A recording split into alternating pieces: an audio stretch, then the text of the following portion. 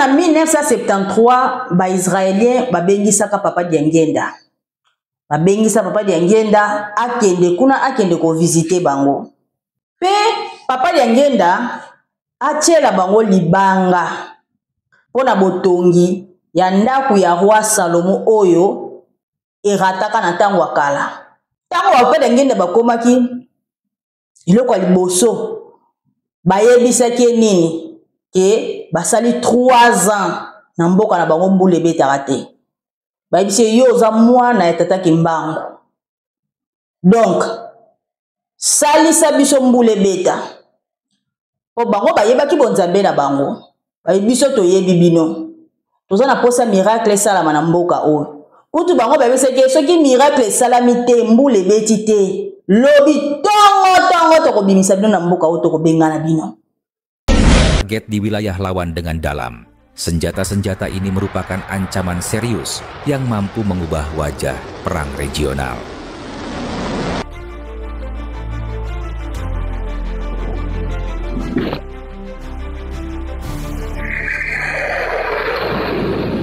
Rudal balistik Iran beroperasi dengan prinsip yang sederhana namun mematikan.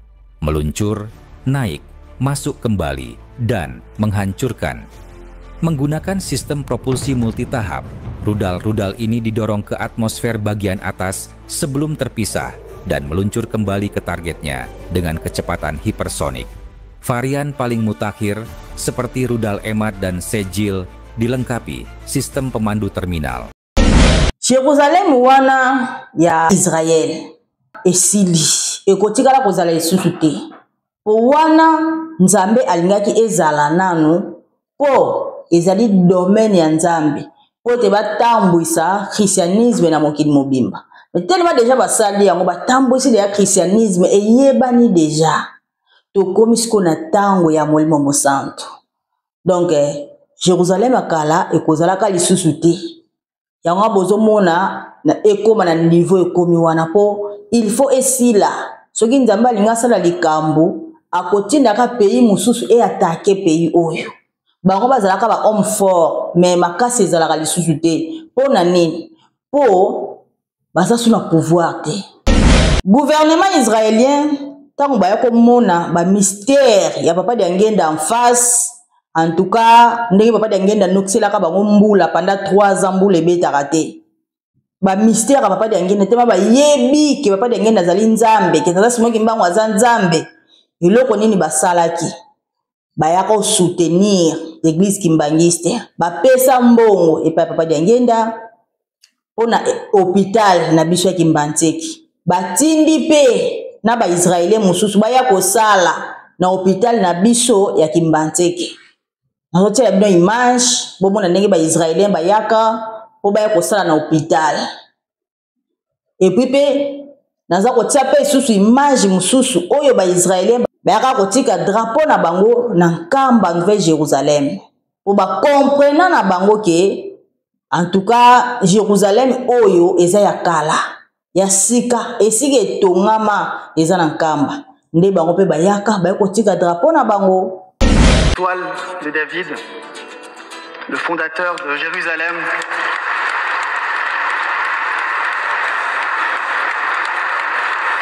puisse flotter dans le ciel de Kamba. Je viens vous le remettre et je vous remercie beaucoup, en tout cas pour ce magnifique accueil que vous nous réservez à chaque fois.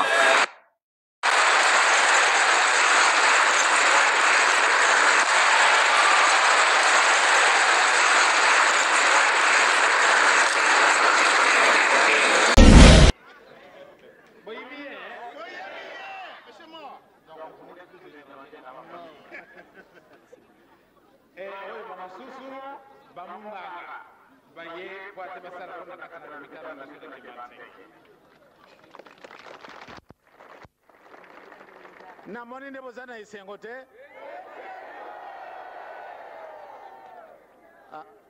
Ba mususu bazana isengo te. Na moni ndebo zana mawapenza.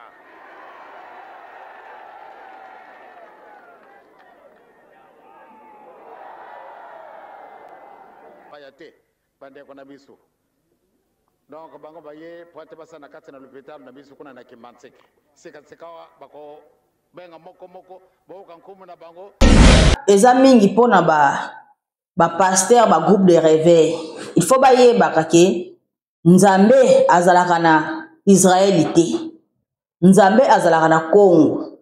Israël kuna ti bandai ko kende. Jérusalem etikala kozala kuna te. Jérusalem ezalaka ipana biso koto. Nzambe atikaki bango ba régner pona ko protéger nouvel paradis. Pona ko protéger paradis. Yango wana tikaki batu bakendaka na bango kuna ba bébé spirituel bakendaka kuna. Mais paradis ezala nango protéger e kokoma na tango nango ekobima. Sikotokomi na tango ya nkamba Yerusalemi diampa monanti ya ba Kongo bango. Donc Jérusalem mususu kozalaka te ekotika kozala lisu te, c'est fini. Bobosa na Jérusalem wana po ekokoma par terre ekosila. Ceux qui ba américain ba ni ba soutenir bango ba kozala na problème. Wana bokomona to kuma siko bitumba koma mokili mobimba. O ceux qui ba américain ba ko soutenir bango pe ba kolinga bazo échec te.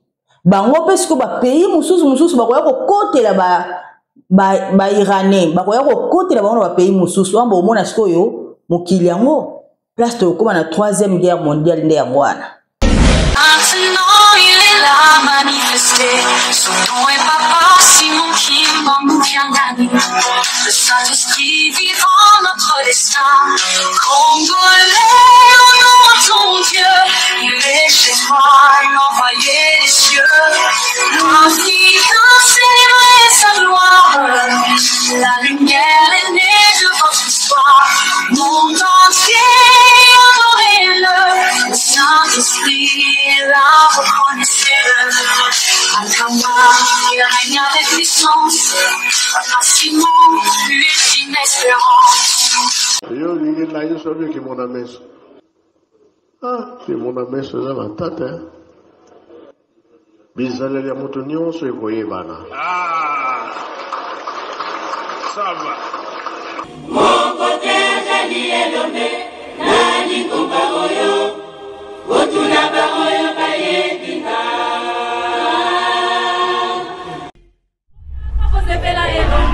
Botala mabota bamoya awa koluka ngai Nzambe.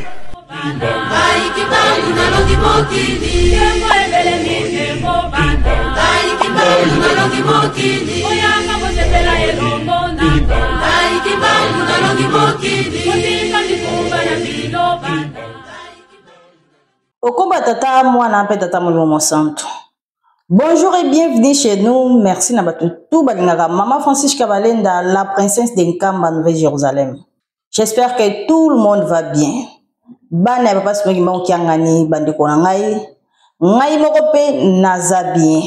Soki bomoni mama Balenda ye. En tout cas, bozoka bakiti bovanda. Poete awa bokozwa makambo ya malamu oyo ko bakisela bino implice. Évangélisation agressive. Yaka na makambo ebele. Talaka émission kimbango Nzambe rien que la vérité. Yo nani okoboya yango. Awa penza s'abonner, partager ka émission, commenter, liker, kota na cloche de notification pour ce que émission ekota oratakate. Voilà botu wala na temps fort. Bomoni émission déjà flash émission. Tokoti na sujet sikoyo ya Israël. Lelo tozomona Israël eza koningana. Eza koningana makasi. Baza pays oyo bazalaki ba homme fort. Lelo Israël bakoma ko isango mboka o mokili elandaka bakendaka na Jérusalem o ezalaka na Israël. Mais lelo Israël bazoko kalisute. Israël bazako bundana Iran. Mboka wana Iran eye mabe. Kala Israël abanda ko attaquer na bango makasi. Mais lelo Iran bakomi na puissance. Bakomi ko bwakela ba Israël ba missile fatal. Yango ndeza ko bombarder na mboka wana tozo komona guerre ya makasi. Tozo mona bande banda ko ezo zika. Tozo mona ndenge banda ku donc ndenge ba problème yeli bango. Bande ko nanga bomoni yango na temps fort. Israël oyo eza na Jérusalem. Jérusalem ekwei, Jérusalem eziki. Siko biso tozaka na ba histoire. Ya wana toyaka na ba histoire wana po toyaka tolobelaka bino. Oh, tokomi na tango oyo mokili eyebaka vérité. Towumeli na ko protéger likambo na biso. Siko tango tokomi ko récupérer o balobaki ke tango ya Esau na Jacob. Siko Jacob areniaki siko ekomi tango ya Esau. Tellement ekomi tango ya Esau, biso siko ba Esau. Alors toko bomba lisute makambo ebombama, il faut mokili ekoma koyeba yango. Alors bozwa pena bakiti bolandanga en tête reposée. Na yebisa bino source histoire esika ebanda bakoko na biso nini basalaka po Jérusalem ekende kozala na Israël. Premièrement pona banda sujet nanga na teli bino na calcul to salaka ya ba chiffres na ba lettres. Bino moko botala. Congo na Israël. Ils ont le même chiffre 62. Congo na Israël, ils ont le même chiffre 62. Pourquoi ils ont le même chiffre 62? Vrai Israël, ils ont la wapi pour y kuna. Donc il y a pas d'engagement d'Israël biso to zalaka ba Israélien, biso nde ba Israélien. Ce qu'on va dire na tango ya kala, ce qu'on comme ce qu'on a tango yo. Biso ko tozaka na tango wana, biso peka soto ye na tango. Les vrais Israéliens c'est les noirs. Et lo bamaka déjà. Siko histoire ekenda kuna pona nelongo na Congo ekenda kuna pourquoi? Likambo nde toza nango yango wana.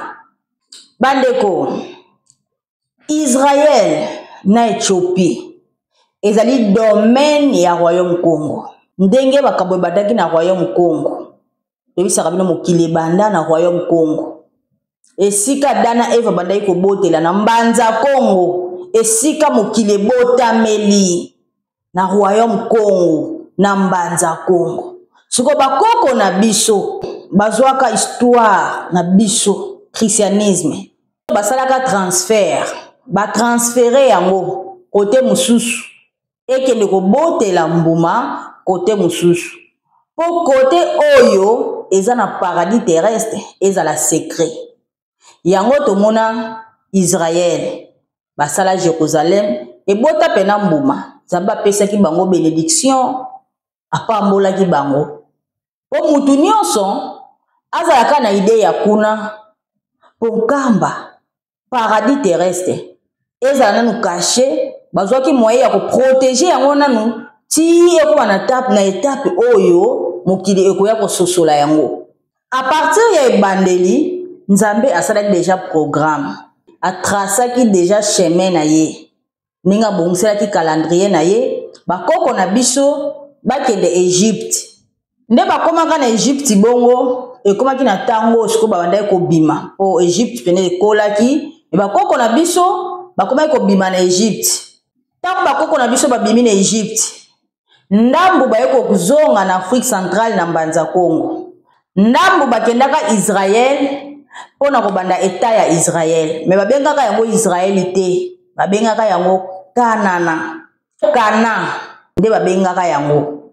Liboso ezalaka nanu Israël te. Kanana na français eza terre promise.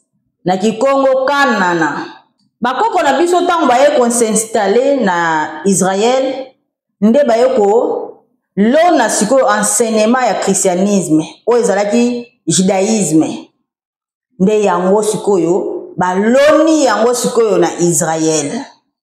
Et puis tant bake kuna bakutaka déjà ba tribu mususu bazalaki kuna. Nde bakoko la biso bazalaki kuna tema déjà ba race mususu ezalaki na bamboka wana. Bakoko la biso bandi ko bota sikoyo na mindele o bakutaka kuna. Babandi ko bota na bango. Te ba batu mwindu bazalaki mukie pe Israël eza musika na bamboka batu mwindu. So ba o bazalaki kuna bakomi ko bota. Nde batu mwindo bakendaka bakomi ko diminuer, batu so bakomi ko kufa, ba obota na mindele ba okoma ebele, batu mwindo bakoma mukie. Nde batu mwindo nde bayaka ko sila etikala ka mindele na mindele. mais presque bakoko na biso bazalaki kuna babotaki bana kuna bakufeli kuna po bakendaki pena kovandisa christianisme kuna ona ntango wana bana obe yango judaïsme barasi wana eyaki kobunga ezalaki mokie mindele bakomi ebele mais ti lelo barasi ya banoir américain na Israël bazali mais bazalaka mingi te baza mokie mais ti lelo baza na batribi oyo ezalaki na Israël ezalaki na roi moko ya tribi oyo babenga bango ba Ashkenazi bango sikoyo roi na bango ayi kokota na judaïsme etango akotaki na judaïsme bango nyonso donc bapeuple na ye nyonso ya batribi wana ya ba Ashkenazi bango nyonso bakotaka na judaïsme tribu wana nyonso donc roi wana na bato na ye nyonso bakoti na judaïsme kaka nde bakotaki na judaïsme wana histoire oyo ezalaki na bakoko na biso etransfere sikoyo epa na bango donc bango sikoyo bakomi lokola bakolo histoire mais bakolo histoire bautaka mosika na royaume Congo ti balongwa na royaume Congo baya na Égypte bapanzani bamususu bazongi ale bato mosusu bakesi koyo na Israël bakoko na biso okende bakenda na Israël nde basangani siko na mindelo bakutaka batribi oyo ya Ashkenaz bango nde sikoyo balataki makambo yango na roi na bango balati vraiment histoire nyonso bakoko na biso bayaka nango ya judaïsme ekomi penza ya bango donc transferencia esalamaki nde wana donc transfert nde esalamelaki wana bakomi siko balati siko makambo yango Israël tellement eza domaine ya royaume Congo nde nzambe ayaki kopambola bango ntango baya kozwa judaïsme wana na maboko musala makasi oyo bango basalaki nzambe amonaki mpenza bamipesaki na histoire nde bamipesaki na histoire yango basepeli nango balati yango nzambe asepelaki na bango aye kopambola bango bakomaki le peuple plus riche pe intelligent na monde nde tomona na bango bongo baisraélien batraversaki na bapoint ebele na makambo ebele mpona kovandisa kaka judaïsme oyo tobengi christianisme en tout cas basalaki mosala ya makasi yango wana nzambe akontinaki kopambola bango mpe kosalisa bango ekomaki na ntango moko na ntango ya kala baarabe babenganaka baisraélien na Égypte po mboka wana eza nzinga ya bamisilma baarabe babenganaka baisraélien batambolaka bato nyonso bazalaki na histoire babenganaka bango na mboka wana batambolaka mokili mobimba presque bavandelaka mingi na Europe ntango tokomaka na deuxième guerre mondiale Hitler abomaki bango tellement mingi donc abomaki bango trop nde bakonzi ya bapays nyonso basangani bayokani basalela bango pays ya sika bapays presque nyonso basanganaki pena babike basalela bango pays ya sika nde basalelaka bango pays ya Israël nde bazongaka bavandi na Israël po na Israël wana soki baarabe bazwi yango balongoli yango kombo ya Israël batie yango Palestine soki baisraélien bazwi bazongisi Israël nde bayuda bayaka kozonga sikoyo na Israël bavanda sikoyo na Israël wana esika batonga Jérusalem na 1921 Papa Simon Kimbangu atikaka ba directive Papa Simon Kimbangu ayaka koloba bayuda basalela bango nanu pays na bakosalela bango pays sima nango bakozwa indépendance avant biso tozwa indépendance bango fo bazwa nanu indépendance soki bango bazwa indépendance nde biso baafricain tokozwa indépendance donc après avoir baisraélien bazwa indépendance nde biso siko tokozwa na 1960 et après Maman Mouilou Kiawanga Ntitani Marine a préparé yango sur le plan spirituel. Dès le 14 mai 1948, Bayuda bazui esika, bazui paye indépendance. Donc batongela ka bango esika wana.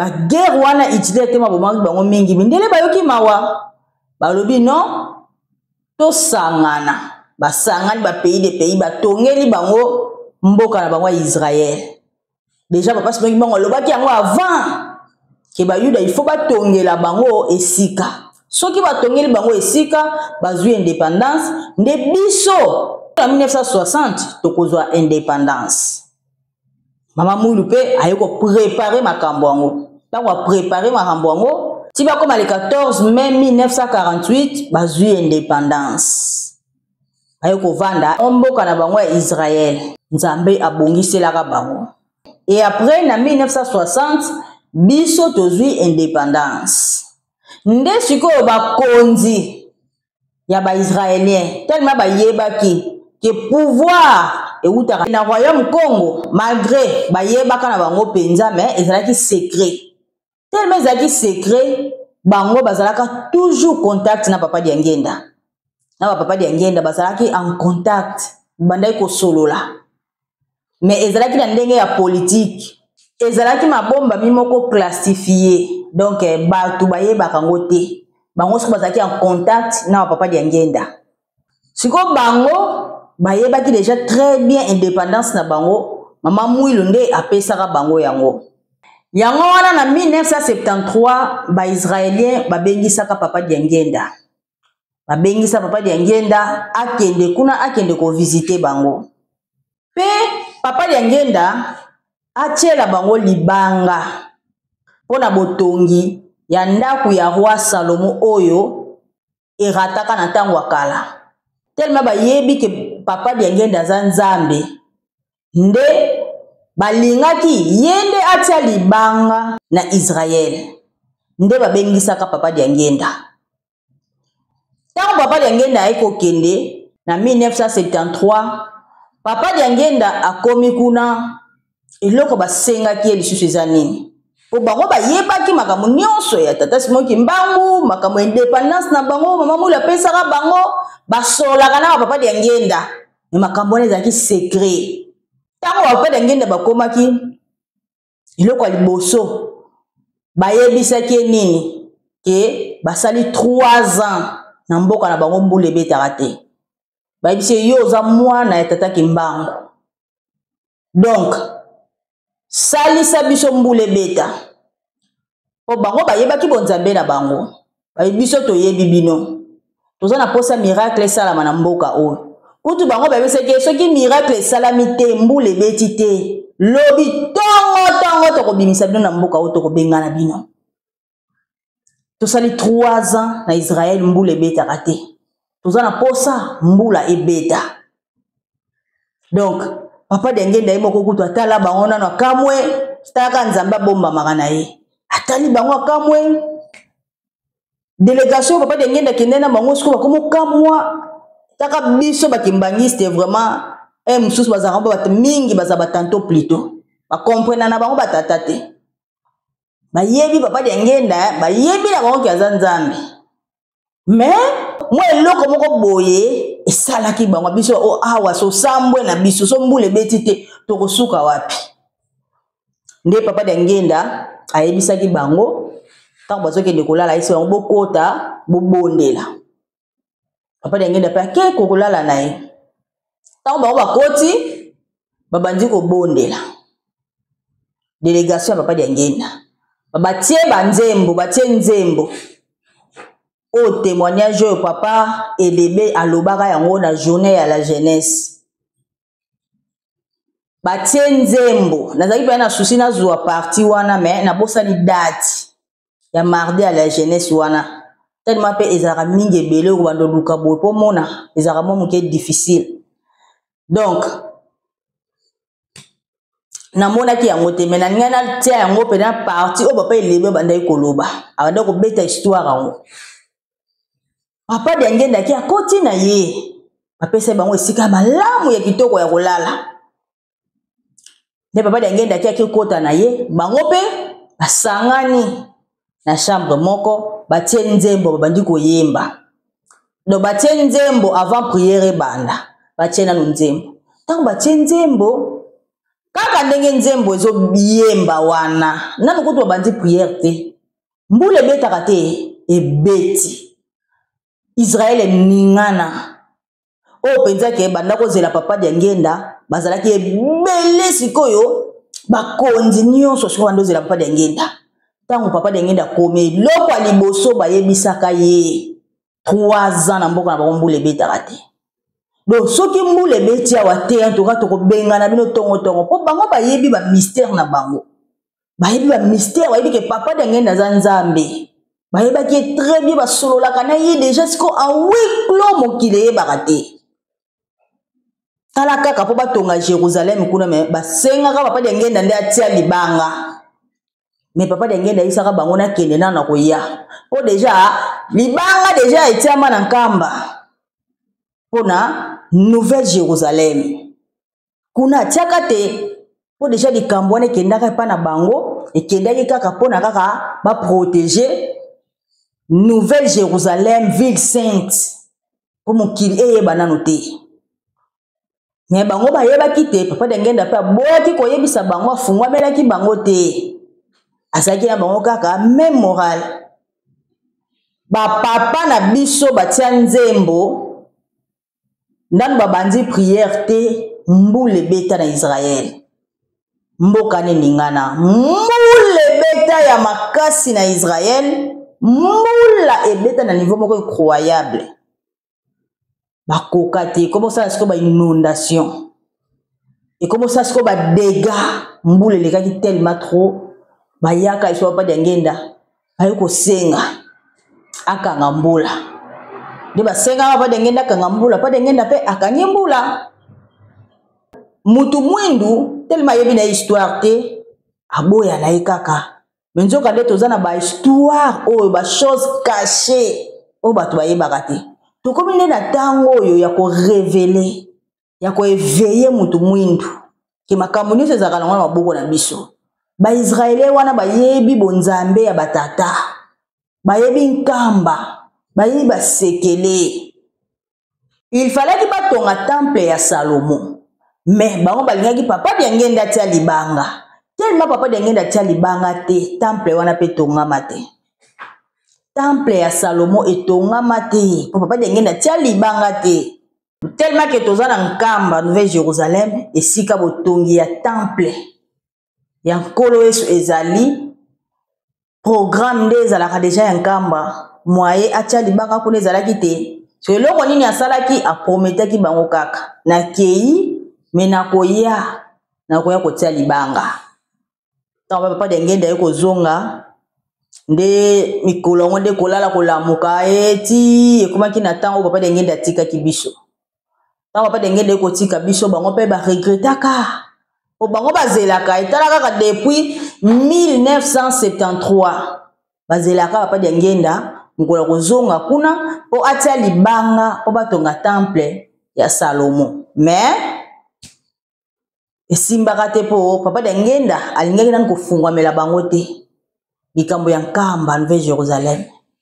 Donc papa dia ngenda alingaki vraiment koyebisa bango te ke bokonzi na bino esi esila. Bokonzi na bino esila esi to récupérer yango. Ezonga déjà na Congo. Alingaki koyebisa bango te. Yango atikaki bango ka bongo. Ayebisi bango kake akoya. Na badati oyo yokanaki na bango ke akozonga. Ezaki badati oyo ya kotika biso. Mais bango reconnaissance ezalaki ka makasi. Gouvernement israélien tango baya komona ba mystère ya papa dia ngenda en face. En tout cas, ndenge papa dia ngenda nokiselaka bango mbula pendant 3 ans mbula ebetaka te. Ba mystère papa dia ngenda tema ba yebi ke papa dia ngenda zali nzambe ke tata simoki mbango aza nzambe. Eloko nini basalaki bayaka soutenir l'église kimbangiste bapesa mbongo epa papa dia ngenda pona hôpital na biso ya Kimbantseki. Batindi pe na ba Israélien mususu baya kosala na hôpital na biso ya Kimbantseki. Nde ba Israélien bayaka kosala na hôpital ya Kimbantseki. Bauti Israël baye bakomi kosala na hôpital ya église kimbangiste na Kimbantseki. Et puis temple na biso ya Matete temple wana baisraélien mpe bafinansaka yango. Baisraélien pena bayaki kosoutenir temple oyo ya matete wana mpo bayebaki vérité. Nazotiela bino image bomona ndenge baisraélien bayaka mpo baya kosala na hôpital. Epuis mpe naza kotia mpe lisusu image mosusu oyo baisraélien baya kotika drapeau na bango na nkamba Nouvelle Jérusalem po bakomprena na bango ke en tout cas Jérusalem oyo eza ya kala ya sika esika etongama eza na nkamba. Nde bango mpe bayaka baya kotika drapeau na bango. Nde baza wana bayebi kitoko. Epuis mpe nde baza wana bayebi likambo ya Nouvelle Jérusalem ya nkamba. Yango wana bayaka kotika déjà drapeau na bango. Premièrement, nazotia nanu parti oyo boyoka ndenge bayaki pona koya kosala na hôpital na biso ya Kimbanzeke. Tango toyoka parti wana natiela bino susu drapeau na bango bayaka nango. Bayebaki déjà ke nkamba ezali Nouvelle Jérusalem. Yango bango mpe bayaka na drapeau na bango ya Égypte ezala pe na nkamba. Ba-Égyptien bayebi, ba-Égyptien baya, ba-image totielaka bino, mais ata totieli bino, moto mwindu. Moto mwindu.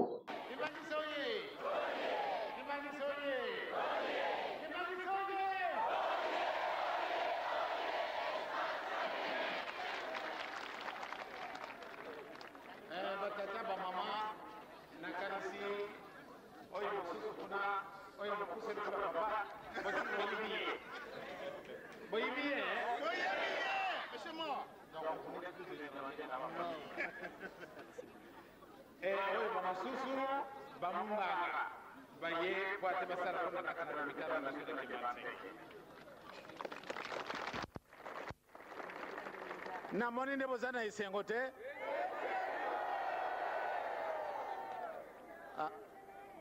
Ba mususu bazana isengo te. Na moni ndebo zana mawapenza.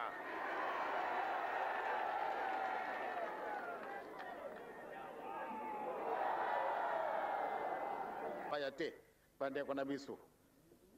Donc bango baye pointe basa na kati na l'hôpital na bisu kuna na Kimbanzeke. Sika bako benga moko bo kankumu na bango bongo ndio tupese bango mbote na sima. Tokani Et aujourd'hui, le premier équipe que l'État d'Israël et Hadass a envoyé, il se pose devant vous. Madame Sima Levi, Mademoiselle Tzipi Sharon, et j'espère que vous tous, vous connaissez Madame Moore, Dr. Danny Engelhardt,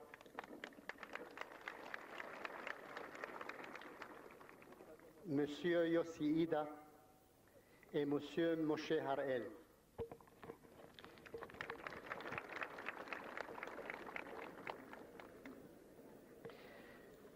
J'espère, dans quelques semaines, nous pouvons déjà commencer à travailler à l'hôpital.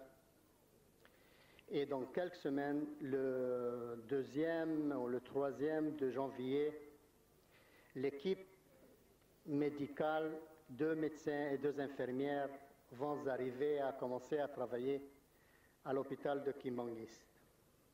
Pour le moment, l'équipe qui est devant vous, il va faire tout le possible, il va travailler jour et nuit dès que les équipements vont arriver pour les installer et nous donner l'occasion de commencer à travailler.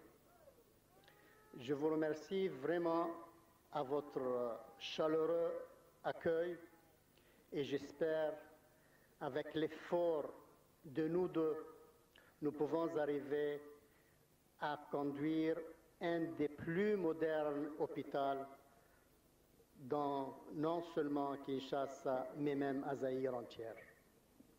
Et peut-être ça, maintenant, c'est l'occasion de vous dire que l'organisation que nous tous nous sommes venus, l'organisation Hadassah, c'est une organisation des femmes dans tout le monde. L'organisation à l'Amérique arrive aujourd'hui à 400 000 femmes.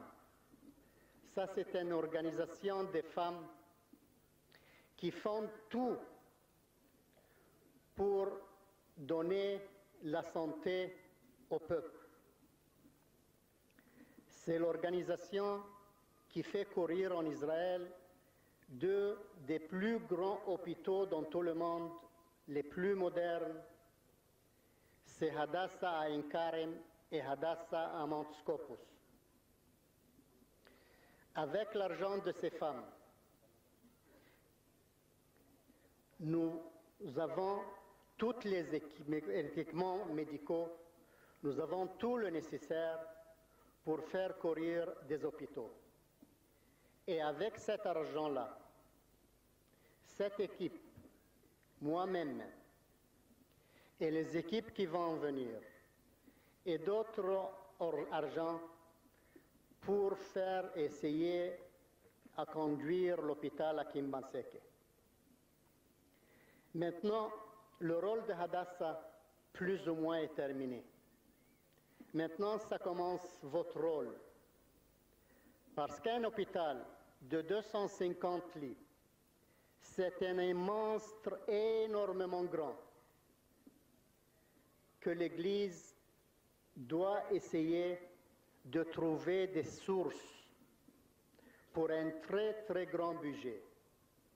Si nous tous ici, nous voulons arriver à faire un hôpital vraiment bien élevé, nous tous ici, nous devons donner un coup de main.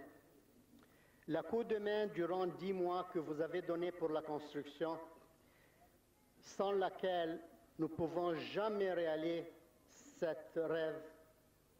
Et votre effort, jour et nuit, jour après jour, sans repos, nous a amenés à terminer presque la construction de l'hôpital. Maintenant, ça vient le rôle de diriger cet hôpital. Et pour diriger cette monstre, l'Église a besoin nécessairement d'une somme énormément grande. Et maintenant, ça commence votre rôle. Et j'espère que vous allez faire tous les efforts à aider pour pouvoir continuer ce projet-là qui a donné vraiment un bon nom à l'Église kimbanguiste. Je vous remercie infiniment. De David, le fondateur de Jérusalem,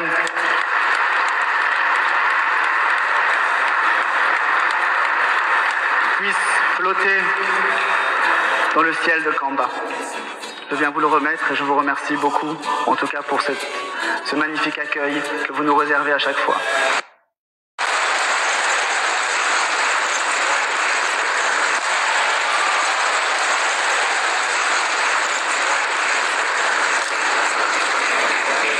Voilà, bomoni mindele de bayaka de to yambaka bango na tango wana. Bomoni na drapeau limo bomoni ke likambo ngo ba Israélien bayebi ke ezonga déjà na royaume Congo. Yango wana balingai ba pesa maboko ba soutenir. Soki tozongi na contre-intelligence o biso nzamba za ko pesa biso. Na contre-intelligence nanga na yebaka makambo sikoyo koyaya mindele na tango wana po baya kosala na hôpital ya église kimbangiste ezali bwania nzambe soka apesi bato likambo a récupérer ngo malema bazoka mbala moko te. Peuple noir tozalaki na ba docteur te na batango wana tozalaki na ba docteur te mais koya na bango bato wana de bazaka na pouvoir ya ba hôpital ko traiter ba docteur bane koya na bango bayaki kozongisela biso eloko wana po biso pe tokomaka na ba docteur ya bato mwindu tozoka ba traitement donc yango wana bayaka po baye kotikela biso pe eloko wana esalamaka mingi même na Nkamba yango mona mundele bususu aye na Nkamba afukami azosenga basenga ka batikela bango na un peu de temps.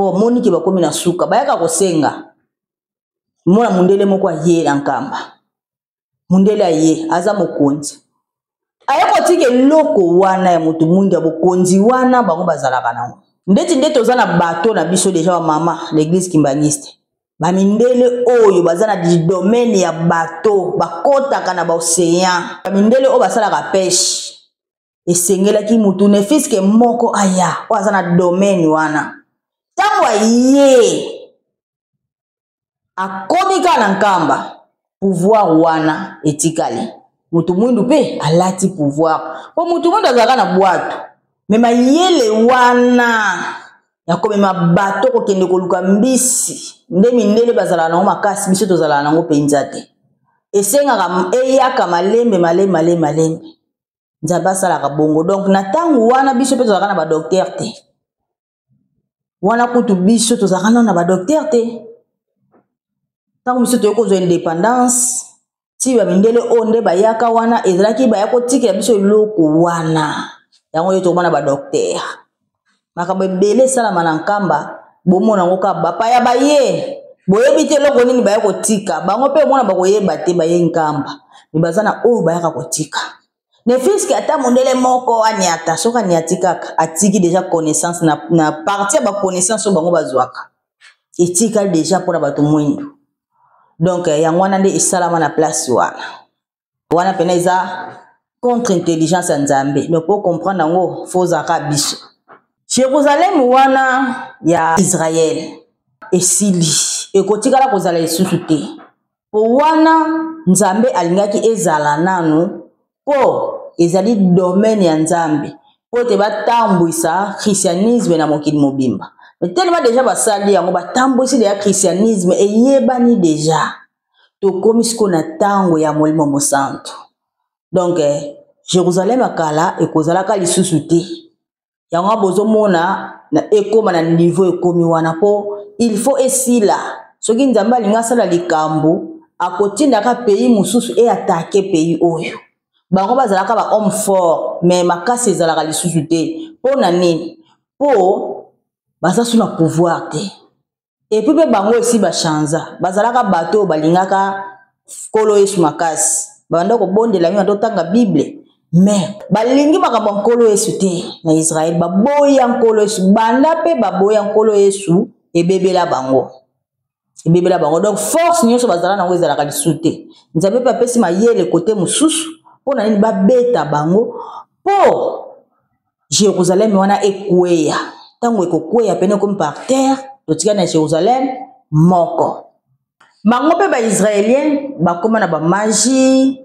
bakoma koutilize magie makasi bakoma na formation ya makasi donc eloko oyo nzambe apesa bango esi ya récupéra yango ezonga deja epa na biso ezalaka lisusu epa na bango te po baisraélien nde baza wana banda bazwa indépendance na 1948 batikala kolonga bango te bitumbe kozala ya ndenge nini balongaka bango te me banda baboya kombo ya nkolo yesu bakoma kopratike basiansi ya mabe bazaka so na pouvoir te bazaka so na makasi te yango wana omoni lelo bairan baza koatake bango makasi donc force wana bazalaki nango ezalaka su te eloko motuya oyo nzambe apesa bango esi ya récupéra yango ezonga epa na biso. Voilà, c'est ça. Eza mingi pona ba pasteur, ba groupe de réveil. Il faut baye bakake nzambe azalaka na Israélité. Nzambe azalaka na Congo. Israël kuna ti bandai ko kende. Jérusalem etikala kozala kuna te. Jérusalem ezalaka epa na biso koto. Nzambe atika ki bango ba régner pona ko protéger nouvel paradis. Pona ko protéger paradis. Yango wana tika ki batu ba kendaka na bango kuna ba bébé spirituel ba kendaka kuna. Mais paradis ezala nango protéger e kokoma na tango nango ekobima. Sikoto komi na tango ya nkamba Nouvelle Jérusalem. Nkamba Nouvelle Jérusalem. Yerusalem diampa. Munanti ya ba Kongo bango.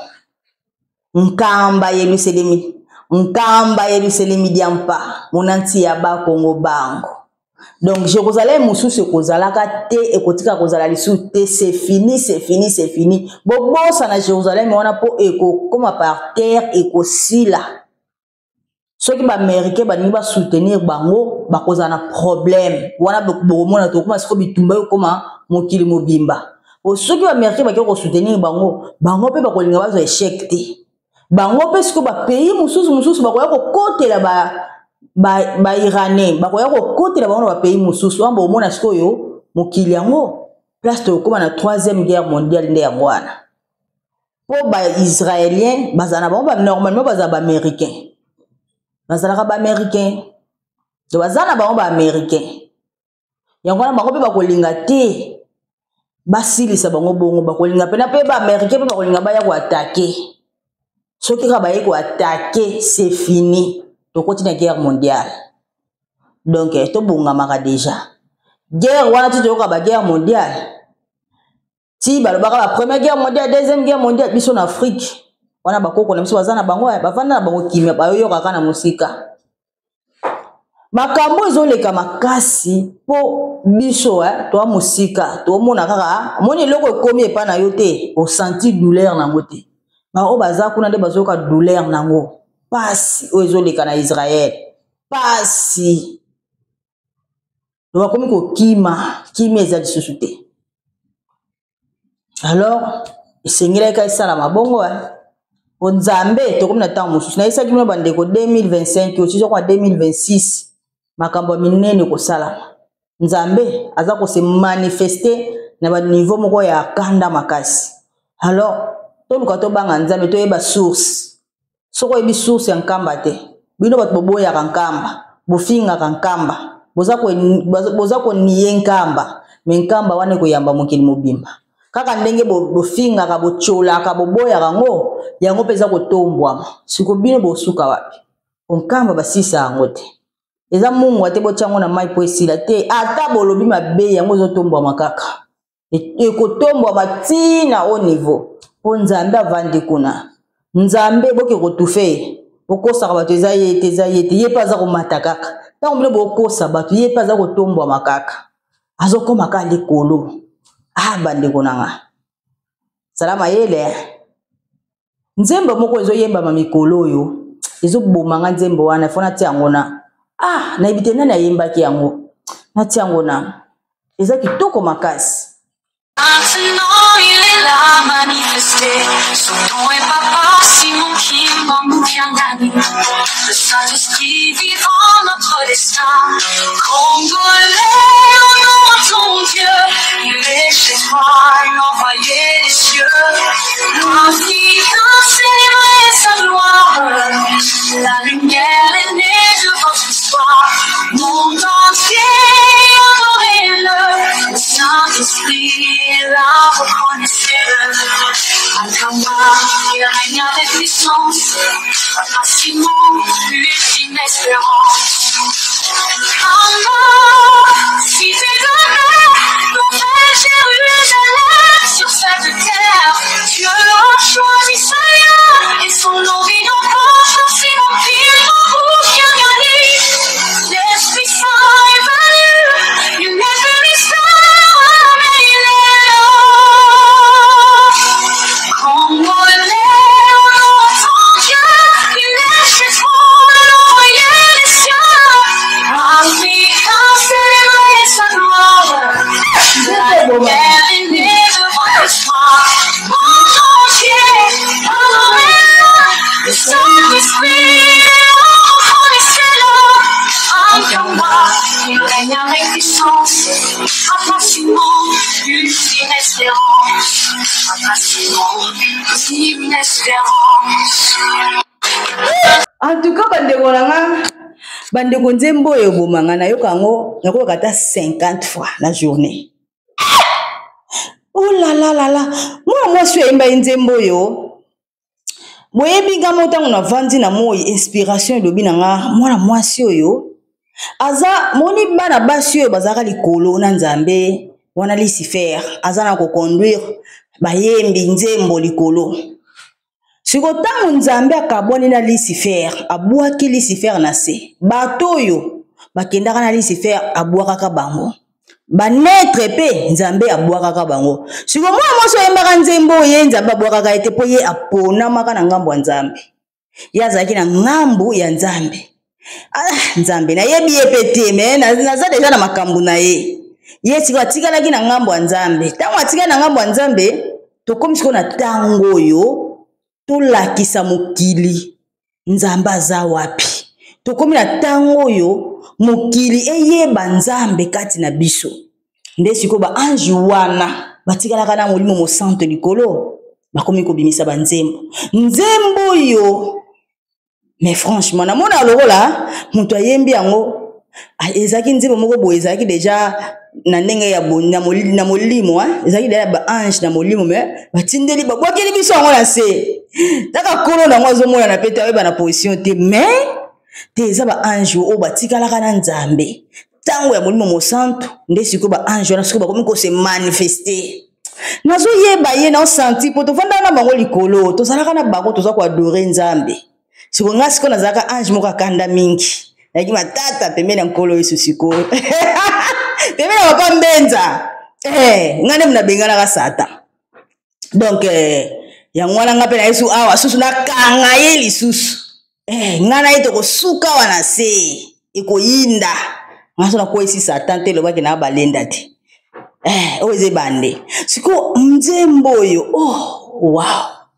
wow te mama oyo antuka aza pena ange atikalaka na ngambo ya nzambe nde siko bakomi kose manifeste voilà merci na bandeko balandi ngai merci émission Kimbangu Nzambe rien que la vérité vous continuez à s'abonner à partager à liker c'est très important à vous revoir bien tout le monde à la prochaine bye